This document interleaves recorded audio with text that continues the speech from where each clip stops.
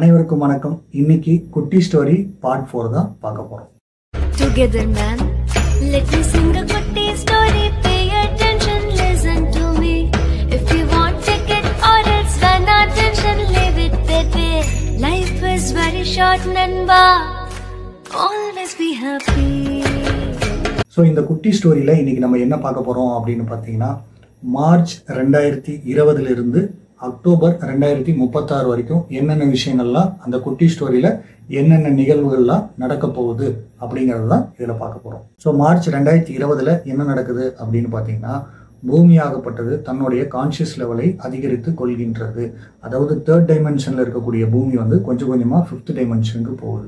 இப்படி போகும் பொழுது இந்த பூமியில் இருக்கக்கூடிய கிட்டத்தட்ட 72,000 பேர், சரிங்களா? எத்தனை பேர்னா கிட்டத்தட்ட 72,000 பேர் அவர்களுடைய கான்சியஸ்னஸ் லெவல் வந்து என்லைட்டன்மெண்ட் ஆகிற அளவுக்கு அதிகரிக்கிறது. இந்த பி குரூப்பை பற்றி நம்ம சொன்னோம் பார்த்தீங்களா? பி குரூப்பில் இருக்கக்கூடியவங்க எல்லாத்தாலையும் இதை உணர முடியும்.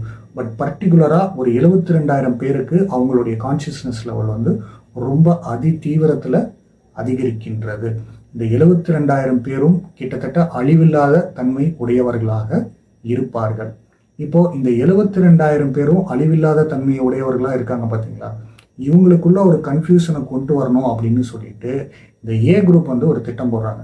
என்ன திட்டம் போடுறாங்க அப்படின்னா, இந்த ப்ளூ கலர் மனிதர் வந்து திரும்பவும் வரதா சொல்லியிருப்பாரு, சரிங்களா? இந்த ப்ளூ கலர் மனிதர் வந்து திரும்பவும் 10வது தடவை நான் இங்கே வரப்போகிறேன் அப்படின்னு சொல்லியிருப்பாங்க. ஸோ இந்த சப்ஜெக்ட் வந்து இந்த ஏ குரூப் என்ன பண்ணுவாங்க அப்படின்னு பார்த்தீங்கன்னா, ஃபேக் பண்ணுவாங்க. எப்படி ஃபேக் பண்ணுவாங்க அப்படின்னு பார்த்தீங்கன்னா, குட்டி ஸ்டோரியில் யூரோப் போன்ற அந்த இடம் இருக்குது பார்த்தீங்களா? அந்த இடத்துல இருந்து ஒருத்தர் வருவாங்க, சரிங்களா? அந்த இடத்துல இருந்து ஒருத்தவங்க வரும்போது அவங்கள வந்து என்ன சொல்லிப்பாங்க அப்படின்னா, நான் தான் கடவுள் இருந்து டைரெக்டாக நான் வந்திருக்கேன் அப்படிங்கிற மாதிரி சொல்லி அவங்கள இன்ட்ரடியூஸ் பண்ணிப்பாங்க. அவங்க சில மேஜிக்லாம் பண்ணுவாங்கன்னு வைங்களேன். இந்த மேஜிக்லாம் பண்ண உடனே மக்கள் வந்து நம்ப ஆரம்பிச்சிருவாங்க. ஸோ இவர் தான் அந்த ஒரிஜினல் அப்படின்னு சொல்லி நம்ப ஆரம்பிச்சிருவாங்க. யார்? அந்த ப்ளூ கலர் மனிதருடைய 10வது இவர் தான், அந்த 10வது இன்கார்டினேஷன் இவர் தான் அப்படிங்கிற மாதிரி அவங்க நம்ப ஆரம்பிச்சிருவாங்க. மக்கள் எல்லாருமே வந்து நம்ப ஆரம்பிச்சிருவாங்கன்னு வைங்களேன். பட் ஆனால் இது ஒரிஜினலாக எங்கே நடக்க போகுது அப்படின்னு பார்த்தீங்கன்னா, குட்டி ஸ்டோரியிலையும் தமிழ்நாடு மாதிரி ஒரு பகுதி இருக்குது. அங்கே தான் இது நடக்க போகுது. அங்கே தான் இந்த 72,000 பேரும் உருவாக போகிறாங்க.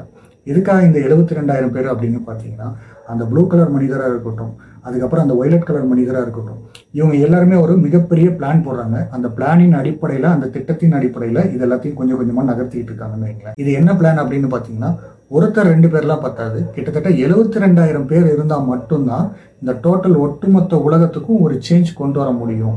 இந்த மாதிரியான ஒரு டிரான்சிஷன் நடக்குது. பூமி வந்து ஒரு டைமென்ஷன்லேருந்து இன்னொரு டைமென்ஷனுக்கு போகுது அப்படின்னா, அந்த இடத்துல ஒரு மிகப்பெரிய டிரான்சிஷன் நடக்கணும், ஒரு மிகப்பெரிய டிரான்ஸ்மிஷன் நடக்கணும். அப்படின்னா இந்த 72,000 பேரால் தான் அதை பண்ண முடியும் அப்படின்னு சொல்லிட்டு கிட்டத்தட்ட 72,000 இன்கார்டினேஷனை நிகழ்த்துகின்றார்கள். 72,000 இன்கார்டினேஷன் நடக்குது. எங்கே நடக்குது அப்படின்னு பார்த்தீங்கன்னா, நம்ம குட்டி ஸ்டோரியில் தமிழ்நாடு மாதிரியான ஒரு பகுதியில் நடக்குது. இப்போ இந்த 72,000 பேருக்கு டவுட் வந்துடும். ஏன்னா இந்த யூரோப்லேருந்து ஒருத்தர் வரும்போது அவர் ஒருத்தர் மட்டும்தான் அப்படிங்கிற மாதிரியான டவுட் வரும். இப்போ இந்த 72,000 பேரும் இம்மார்டல் தன்மையை கொண்டவங்க தானே. ஸோ இந்த 72,000 பேரும் இம்மார்டல் தன்மையை கொண்டவர்களாக இருப்பதனால இதில் யாராவது ஒருத்தர் வந்து முன்னாடி ஷோ ஆஃப் பண்ண உடனே மீதி இருக்கக்கூடியவங்கள என்ன நினச்சிப்பாங்க அப்படின்னா, நான் இல்லை அப்படிங்கிற மாதிரி அவங்களே கற்பனை பண்ணிப்பாங்கன்னு வைங்களேன். ஆனால் அது அப்படி நடக்க போகிறது கிடையாது. கிட்டத்தட்ட 72,000 பேருக்கு இந்த இம்மார்டல் தன்மை அப்படிங்கிறது வருகின்றது. இது எந்த காலகட்டத்தில் வருது அப்படின்னு பார்த்தீங்கன்னா, 2024 2028 இது நடக்குது. இந்த காலகட்டத்துக்குள்ளே தான் இந்த மாதிரியான டிரான்ஸ்மிஷன் அப்படிங்கிறது நடக்க ஆரம்பிக்குதுன்னு வைங்களேன். ஸோ இந்த டிரான்ஸ்மிஷன் வந்து படிப்படியாக நடக்க ஒருத்தராக வந்து தன்னைத்தானே வெளிப்படுத்திடுவாங்க. அவங்களுடைய கான்ஷியஸ்னஸ் லெவலில் வந்து அவங்களே ஹைட்டன் ஆகிட்டாங்க அப்படின்னு சொல்லிட்டு தன்னைத்தானே வெளிப்படுத்தி கொள்ள ஆரம்பிப்பார்கள். ஸோ இவங்க எல்லாத்தையும் ஒருத்தவங்க ஆர்கனைஸ் பண்ணும் பார்த்தீங்களா?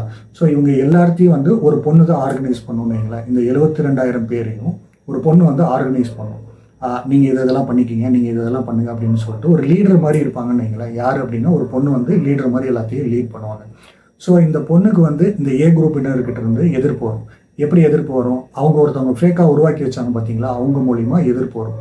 ஸோ இப்படி எதிர்ப்பு வரும்பொழுது இந்த பொண்ணை ப்ரொடெக்ட் பண்ணுறதுக்காக இந்த 72,000 பேர்ல இருந்து கிட்டத்தட்ட 15 பேர் வருவாங்கன்னு வைங்களேன். அந்த 15 பேர் தான் இந்த பொண்ணை வந்து ப்ரொடெக்ட் பண்ணுவாங்க. அந்த 15 பேரும் சாதாரணமான பி குரூப்பினராக இருக்க மாட்டாங்க. அதி தீவிர சக்தி வாய்ந்தவர்களாக இருப்பார்கள். எப்படிப்பட்ட சக்தி அப்படின்னு பார்த்தீங்கன்னா, அழிவில்லாத தன்மையை எடுத்தவர்களாக இருப்பார்கள்.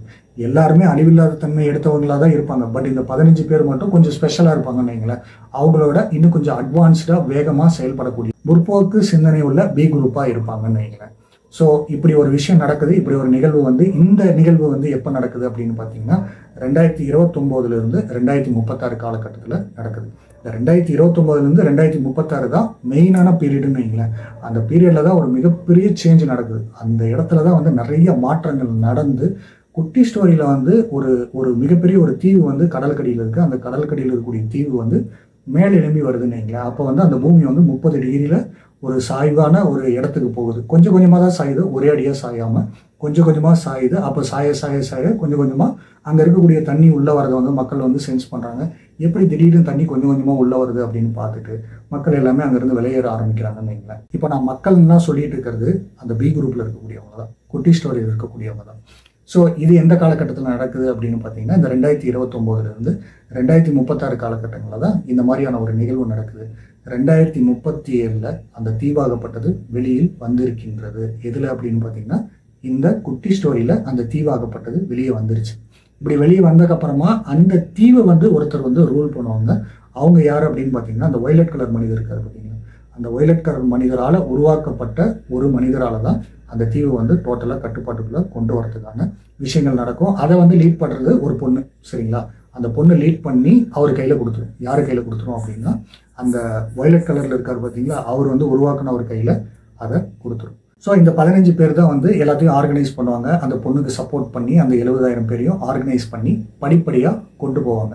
அப்புறமா என்ன நடக்குது அப்படின்னு பார்த்தீங்கன்னா 2037 அப்புறமா அந்த பூமியில், அந்த குட்டி ஸ்டோரி பூமியில் வந்து ஒரு சூப்பரான யுகம் ஆரம்பிக்குது. அந்த யுகத்தில் வந்து பார்த்தீங்க அப்படின்னா கெட்டது அப்படிங்கிறதுக்கு வழியே இல்லாத மாதிரியான ஒரு நிகழ்வு அந்த இடத்துல நிகழுது. அதுக்கப்புறம் வந்து பார்த்தீங்க அப்படின்னா அந்த பூமியே சொர்க்கமாக இருக்கின்றது. ப்ரோ அப்போ வந்து இந்த ஏ குரூப் வந்து ஒன்றுமே பண்ணலையா அப்படின்னு கேட்டிங்கன்னா இந்த ஏ குரூப்பும் வந்து சில திட்டங்களை போடுகின்றார்கள். அவங்க வந்து ஒரு திட்டமாக கொஞ்சம் கொஞ்சமாக ஸ்டெப் பை ஸ்டெப்பாக எக்ஸிக்யூட் பண்ணிக்கிட்டே வராங்க. எப்போ இருந்து அப்படின்னு பார்த்தீங்கன்னா 2020 அவங்க கொஞ்சம் கொஞ்சமாக ஸ்டெப் பை ஸ்டெப்பாக சில விஷயங்களை வந்து மேனிப்புலேட் பண்ணி கொண்டு வந்துக்கிட்டு தான் இருக்கிறாங்க. பட் இருந்தாலும் அந்த ஏ குரூப்பினரால் இவர்களை ஒன்றும் செய்ய முடியாது அப்படின்னு தெரிஞ்சே தான் அவங்க மேனிப்புலேட் பண்ணுறாங்கன்னு வைங்களேன். அவங்களுக்கு தெரிஞ்சு போச்சு அவங்க தோற்று போயிடுவாங்க அப்படிங்கிறது அவங்களுக்கு தெரியும். இருந்தாலும் முயற்சி பண்ணி பார்க்கலாமே அப்படின்னு சொல்லிட்டு அவங்க முயற்சி பண்ணிட்டு இருக்காங்க. இதில் குட்டி ஸ்டோரியில். சரி, இந்த குட்டி ஸ்டோரி வந்து எல்லாத்துக்கும் பிடிச்சிருக்கும்னு நான் நம்புகிறேன். மீண்டும் ஒரு நல்ல குட்டி ஸ்டோரியில் பார்க்கலாம். பாய்.